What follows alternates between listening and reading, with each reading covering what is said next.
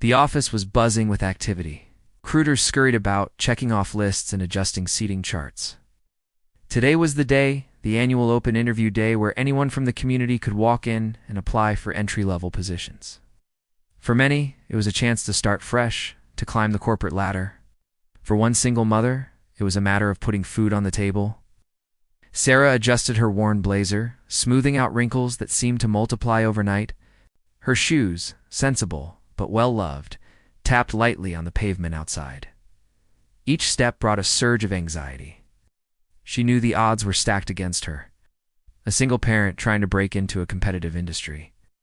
She'd already faced countless dismissals, snickers, and outright rudeness. But she wasn't deterred. Her son Liam depended on her. As she entered the spacious lobby, her eyes met those of a frowning recruiter. Beside him sat her son Liam, clutching his stuffed dinosaur Barney, as if seeking comfort from its worn fabric. The boy's innocent gaze flickered with worry. "Mommy, are they going to let us in?" Sarah forced a smile, her heart aching at her son's innocent concern.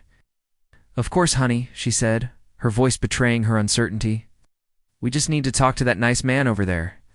As Liam approached the recruiter, his head held high, despite his small stature, Sarah's hope flickered. Maybe it would be okay. Maybe her son's infectious enthusiasm would melt the recruiter's frosty demeanor.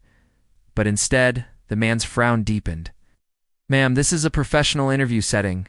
Perhaps you should leave the child outside." Sarah felt her stomach sink.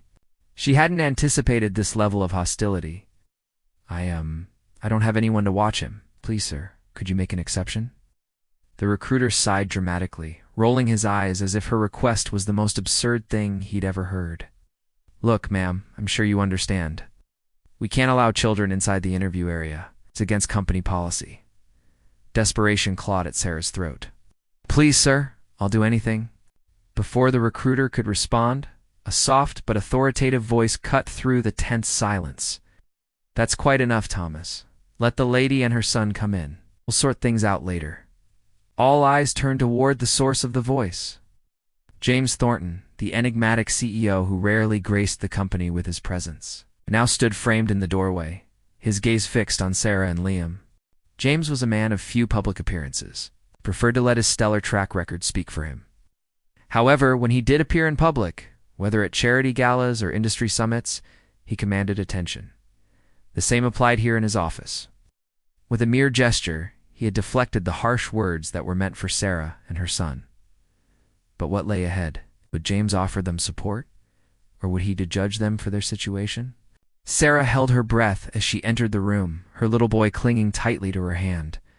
His wide eyes darted nervously across the office, as if sensing his mother's unease. James, noticing their discomfort, offered a reassuring smile. "Don't worry," he said, his voice surprisingly warm. "You're in no trouble. Come, sit down. We'll talk." The room went silent as everyone watched intently, eager to see how James would handle the unexpected intrusion.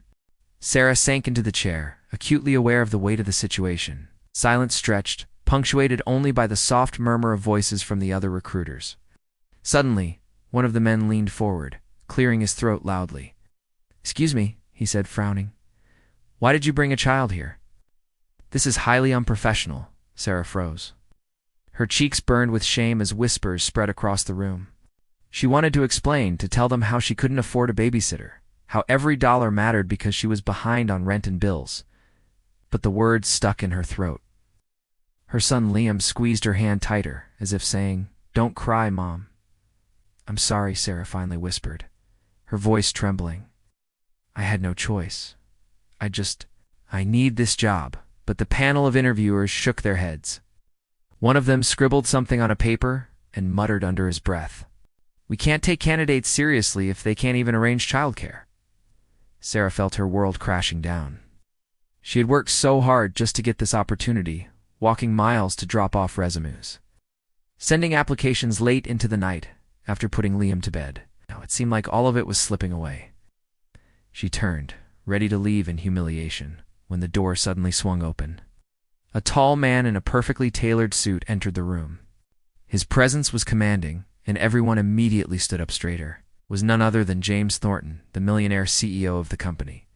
Good morning, he said, scanning the room before his eyes landed on Sarah and then on the small boy by her side. The recruiters instantly began to explain. Sir, this candidate brought a child to the interview. We're just asking her to leave, but James raised his hand, silencing them. He walked straight towards Sarah and knelt down, leveling his eyes with Liam's. And who might you be, young man? Liam hesitated, but answered softly, I'm Liam. I'm here with my mom. James smiled warmly. Well, Liam, I'm glad you came. You know, when I was your age, my mom used to take me to all her jobs because she couldn't afford a babysitter either. Sometimes I'd sit under her desk while she worked. The room fell into stunned silence. James stood and looked directly at Sarah, his expression gentle yet firm. Tell me something if you can handle raising a child on your own, working against every obstacle, and still show up here dressed and ready to fight for a chance. What makes you any less qualified than anyone else in this room? Sarah's eyes filled with tears, but she stood taller. I just want to provide a better life for him, she said, her voice cracking. I will work harder than anyone. I just need someone to believe in me. James nodded. Then you've already proven more than enough. He turned to the stunned recruiters. Cancel the rest of the interviews. This woman is hired. Gasps echoed across the room. Sarah couldn't believe what she had just heard. Are you serious? She whispered, her voice trembling with disbelief. James smiled. Absolutely. Strength, dedication, sacrifice, those are qualities no degree or resume can truly measure. And I see all of them in you. Sarah broke down in tears, pulling Liam close as the little boy whispered, Mom, we did it. From that day on, Sarah became one of the company's most dedicated employees. Her ideas helped the business grow, but more importantly, her story inspired everyone around her. She became proof that resilience and love could overcome even the harshest of judgments. And James, he often told others, never underestimate someone fighting for their family. They carry a strength you'll never find in a textbook. Sarah's life changed forever that day. It's not just because she got the job, but because someone finally saw her worth. Her story is a reminder to us all. Compassion can open doors that judgment will always keep closed.